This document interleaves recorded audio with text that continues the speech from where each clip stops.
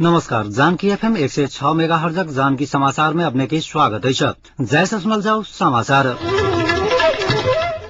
एखनुक मुख्य समाचार।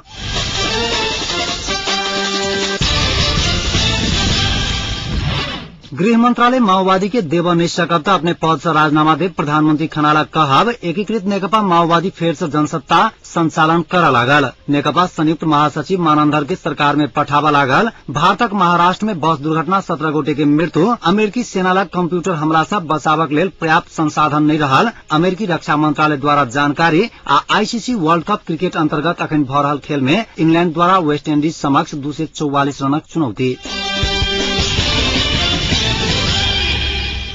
प्रधानमंत्री झलनाथ खनाल गृह मंत्रालय माओवादी के देव नहीं सकब पद से राजीनामा दे बतौले नहीं। एमाले अस्थायी कमेटी आई बैसल बैसार में एमाले अध्यक्ष समेत रहल खनाल अपने माओवादी के गृह मंत्रालय देव के वचन द देने कहैत वचन पूरा कर नहीं सकब पद में बैठ कर रह नहीं सकब बतौले नहीं। एमाले के वरिष्ठ नेता माधव कुमार नेपाल आ अस्थायी कमेटी सदस्य केपी शर्मा ओली पक्षधर माओवादी के गृह मंत्रालय नहीं देव खनाल के दबाव दैत आयल है।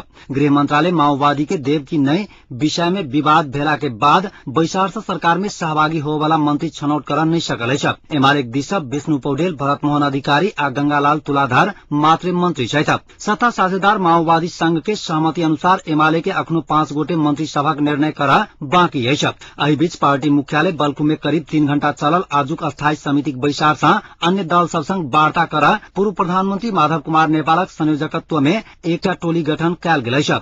टोली में महासचिव ईश्वर पोखरेल, उपाध्यक्ष द्वय वामदेव गौतम आ अशोक राय सदस्य छथि। वार्ता टोली नेपाली कांग्रेस सहितक सरकार बाहर रहल दल सबके सरकार में लावा पहल करत बताओल गेल है। बैसार से वर्तमान सरकार के राष्ट्रीय सहमति के स्वरूप देवा के निर्णय सेहो कयल गेल है।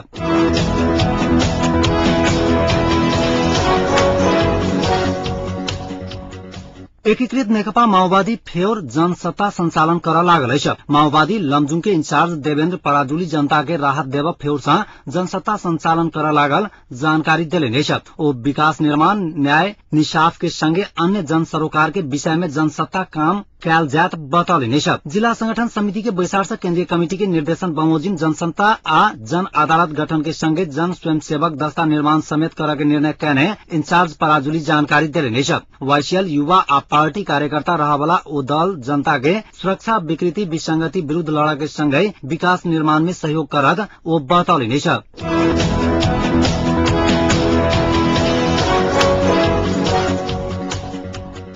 बीतल मार्च 11 तारीख में आयल भूकंप आ सुनामी के कारण विस्थापित हुआ बाध्य जापानी जनता के नेपाली सब सेहो सहयोग करके क्रम जारी है। एहि क्रम में बीतल 12 वर्ष जापान में रह रहल गैर आवासीय नेपाली संघ जापानक उपाध्यक्ष रोविन्द्र प्रसाद श्रेष्ठ जापान सरकार संचालन करने आपातकालीन राहत कोष में 2,50,000 येनक सहयोग करेने। आई चिकेन के ओकाजिकी वाडा कार्यालय जाकर स्वास्थ्य तथा परोपकार शाखा का अधिकृत फुजियो तोहो रियो के नगद 25,000 येन सहयोग स्वरूप हस्तांतरण करेने।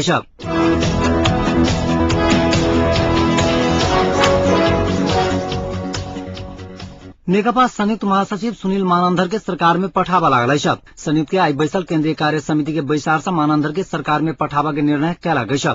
मानंदर वातावरण मंत्रालय के जिम्मेवारी पावा लागल लगभग निश्चित है। संयुक्त के अन्य मंत्रालय भेटत या नई विषय में विमर्श जारी है।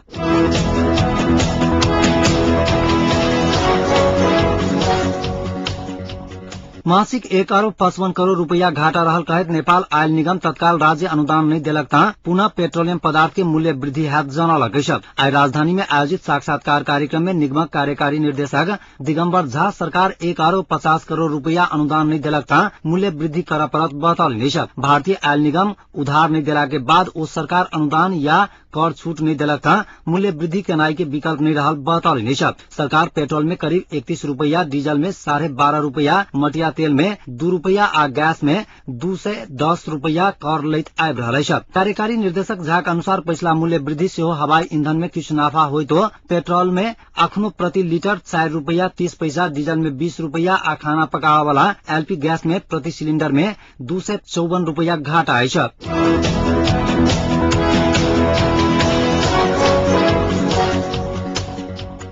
एकीकृत नेकपा माओवादी निकट अखिल नेपाल सुकुम्बासी किसान संघ बर्दिया के राजापुर टप्पू स्थित जमीन कब्जा कैला गई।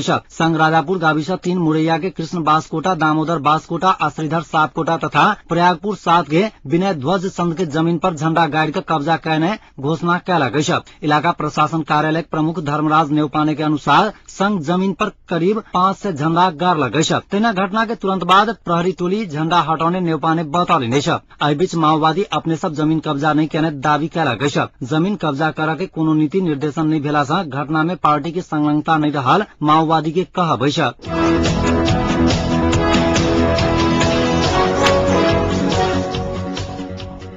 नेपाली कांग्रेसक केन्द्रीय सदस्य डाक्टर रामशरण महत माओवादी के कारण देश संकट में फंसल बतौली।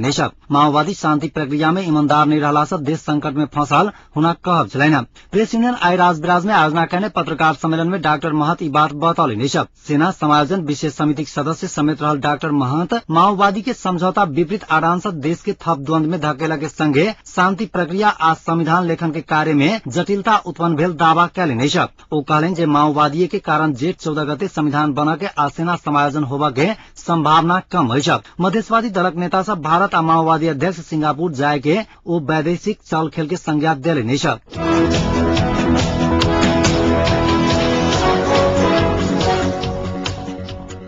कांग्रेस संवैधानिक अदालत गठन प्रति असंतुष्टि जनाला गई।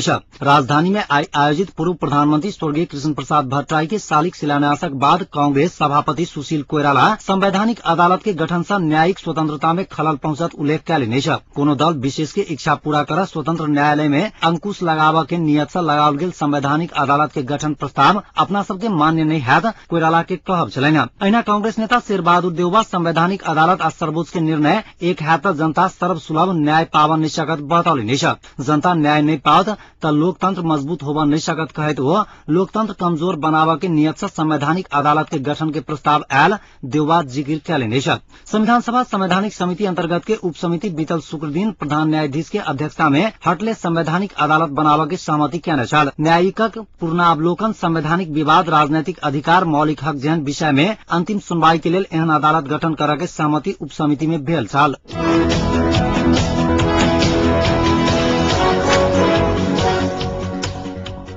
आप सुनल जाऊ अही सबके बीच सल्लाह गेल जान आवाज। मेरो नाम चाहिँ रतन कुमार गिरी हो हैन। मेरो विचारले चाहिँ त्यो गर्नु भनेको चाहिँ धेरै राम्रो हो, किनभने भोलि गएर पछाडिको नेताहरूलाई पनि अलिकति डर जस्तो हुन्छ हैन। त्यो आगे गरे त्यो त धेरै पहिले नै गर्नुपर्ने कुरा हो। सरकारले त्यो प्रति अगर रुचि लिइरहेको छ भने त्यो त धेरै राम्रो हो मेरो तर्फबाट। लगभग यो गरेपछि तपाईलाई के हुन्छ, अरू जुन नेताहरू छ भ्रष्टाचार वाला नेताहरू त्यो पनि तपाईलाई अलिकति भयभीत हुन्छ, डराउँछ त्यो कामदेखि। त्यस सम्बन्धमा म चाहिँ के भन्न चाहन्छु कि त्यो चाहिँ एकदम राम्रो। मेरा नाम इंद्र नेपाली। 8 वर्ष पहले के जो आरोप में जैसे सर्वोच्च अदालत जैसे 1.5 वर्ष की जो सजा सुनाई की है, वही में से वास्तविकता जो मंत्री स्तर के जो व्यक्ति जो है उनकर जैसे पर लागल आरोप यदि सत्य तथ्य है तो सर्वोच्च अदालत प्रमाण सहित जैसे जो सजा सुनाई छी तो वास्तविक एकदम हम सब सही मानल जाए छे। ये अपराध के नहीं छे ओकर जे साबित भ गेल छे वही के अनुसार जैसे सर्वोच्च अदालत जो फैसला करल किया ये वही के हम समर्थन करी छी। वो सही हो के चाहे मुकुंद प्रसाद घिमिरे देश के सर्वोच्च निकाय है अदालत के हिसाब से वो यदि प्रख्यात करके नियम से यदि छानबीन करके यदि फैसला सुना रहे तो वो फैसला सबके मानना पड़ते ताकि वो सिस्टम जो है सिस्टम सबके लागू।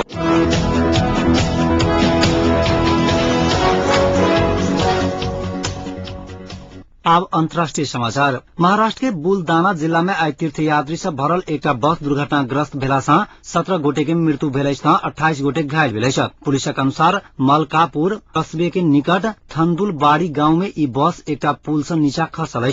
ओ बस सिरडी आ सिनी सिंगानापुर से घुर रहल छल। बस में सवार बेसी गोटे वर्धा जिला निवासी छल। घटनाक जानकारी होते वरिष्ठ अधिकारी ओतऽ पहुंचल छल। अधिकारी सभक अनुसार घटनाक छानबीन भ रहल अछि। एम्हर घायल सबके स्थानीय अस्पताल में इलाज भ रहल अछि।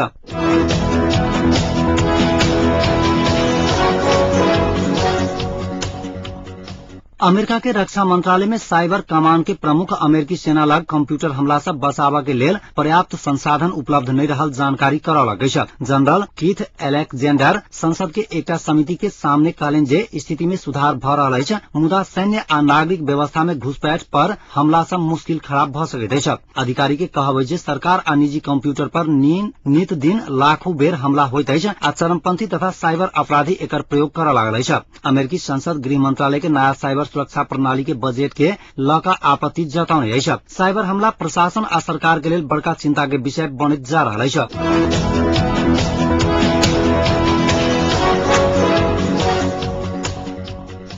अब खेल समाचार। आईसीसी वर्ल्ड कप क्रिकेट अंतर्गत अखन भ रहल खेल में इंग्लैंड टॉस जीत के वेस्ट इंडीज विरुद्ध पहिने बल्लेबाजी करैत 243 रन बनौलक अछि। इंग्लैंड 48.4 ओवर में संपूर्ण विकेटक नुकसान में 243 रन बनौलक अछि। इंग्लैंड तरफ से बल्लेबाजी करैत Andrew Strauss 31, Matt Prior 21, Jonathan Trott 47, Ian बेल 27 रनक योगदान देलनि अछि। एम्हर वेस्ट इंडीज के तरफ से बॉलिंग करैत रूसेल 4, बिशु 3 आ कैमरन रोज 2 विकेट लेलनि अछि।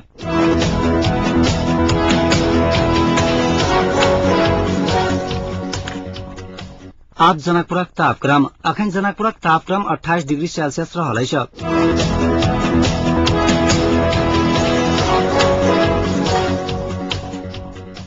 अंत में पुनः एक बेर मुख्य समाचार।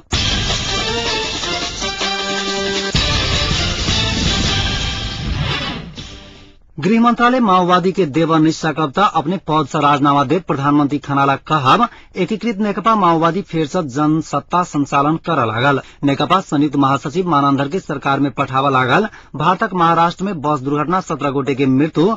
अमेरिकी सेना लग कंप्यूटर हमला से बचाव के लेल पर्याप्त संसाधन नहीं रहल। अमेरिकी रक्षा मंत्रालय द्वारा जानकारी। आ आईसीसी वर्ल्ड कप क्रिकेट अंतर्गत अखन भ रहल खेल में इंग्लैंड द्वारा वेस्ट इंडीज समक्ष 244 रनक चुनौती।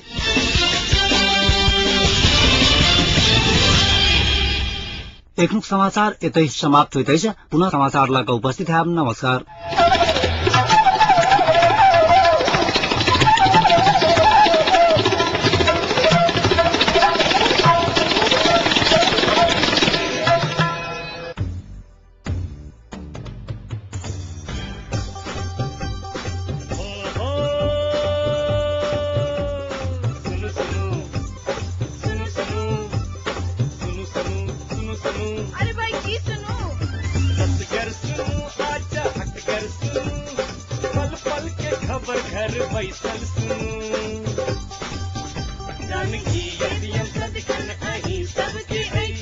मन माफी कपन बात ऐसा सुनो जानकी।